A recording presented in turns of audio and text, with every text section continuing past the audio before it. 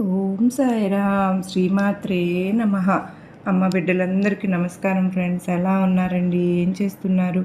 అందరూ బాగున్నారు కదా? మన అమ్మ దయ వల్ల అందరూ బాగుండాలని మనస్ఫూర్తిగా ఆ తల్లిని కోరుకుంటూ ఈరోజు వీడియో అయితే స్టార్ట్ చేస్తూ ఉన్నాను.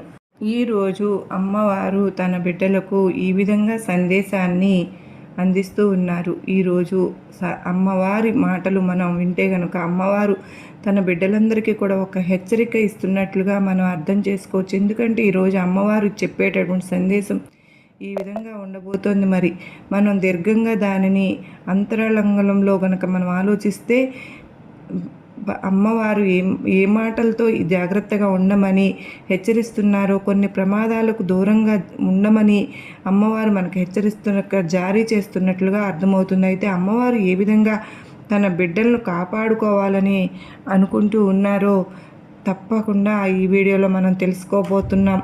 అమ్మవారి కరుణ ఎప్పుడైనా మన మంచి కోసమే కదండి హెచ్చరికలు అందించబోతూ ఉంటారు. ఎలాంటి ప్రమాదాలను ఏ విధంగా ఎదుర్కోవాలో పరిష్కార మార్గాలు అమ్మవారు తన బిడ్డలకు చూపించాలనుకుంటున్నారో మనందరికీ తెలియాలి అంటే మాత్రం తప్పకుండా మనందరం కూడా ఈరోజు అమ్మవారు చెప్పేటటువంటి ఏ సందేశాన్ని పూర్తిగా వినాల్సిందే కదా. మరి అమ్మవారు ఏ ప్రమాదం అయినా సరే తన బిడ్డలకు ముందుగానే హెచ్చరిస్తూ ఉంటారు. ప్రమాదం జరిగిపోయిన తర్వాత కాపాడడం కాదు, అసలు ఆ ప్రమాదమే రాకుండా ముందస్తుగా హెచ్చరికలు చేస్తూ ఉంటారు. ఒకవేళ ముందుగా మనం గ్రహించలేకపోతే ఆ ప్రమాదమే రాకుండా తప్పించుకుని ముందుకు వెళ్ళిపోతారు. పొరపాటును వినకపోతే మాత్రం ఆ ప్రమాదాన్ని తప్పకుండా ఎదుర్కొనే తీరాల్సి వస్తుందండి. మరొక విషయం ఏంటంటే, ఒకవేళ ప్రమాదం వచ్చినా సరే దాని నుంచి బయటపడే మార్గం కూడా చివరికి చెప్పాల్సింది అమ్మవారే.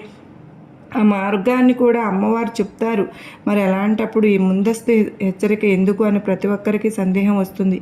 ఈ ముందస్తు హెచ్చరిక ఎందుకు అంటే, అసలు ప్రమాదంలోనికి వెళ్ళి మళ్ళీ మనం బయటకు రావడానికి ఇంత కష్టపడాల్సిన అవసరం ఏముంది? ఆ ప్రమాదం నుంచి కొంచెం పక్కకు జరిగి వెళ్ళిపోతే ఇప్పుడు మనం ఎలా జీవిస్తున్నామో అంతే ప్రశాంతంగా ముందుకు వెళ్ళిపోవచ్చు కదా. కోరి మళ్ళీ ప్రమాదాలను కొని తెచ్చుకోవడం ఎందుకు అని అమ్మవారు ముందుగా హెచ్చరిస్తూ ఉన్నారు.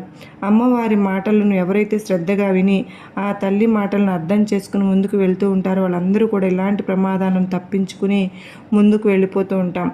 కొంతమంది బిడ్డలు అమాయకంగా ఆలోచిస్తూ పోయి మళ్ళీ అదే ప్రమాదంలో పడి చివరికి మళ్ళీ అమ్మవారు బయటకు తీసుకొచ్చేంతవరకు కూడా కొన్ని కష్టాలు అనుభవించవలసి వస్తూ ఉంటుంది. అలాంటి జీవితం ఎవరికీ ఉండకూడదని, ప్రతి బిడ్డ సంతోషంగా ఉండాలి, ప్రతి బిడ్డ ఆకస్మికంగా ఎదురయ్యేటటువంటి ఇలాంటి కష్టాలన్నింటినీ కూడా తప్పించుకుని ముందుకు వెళ్ళిపోవాలని అమ్మవారు ఇలాంటి ముందస్తు హెచ్చరికలు చేస్తూ ఉంటారు.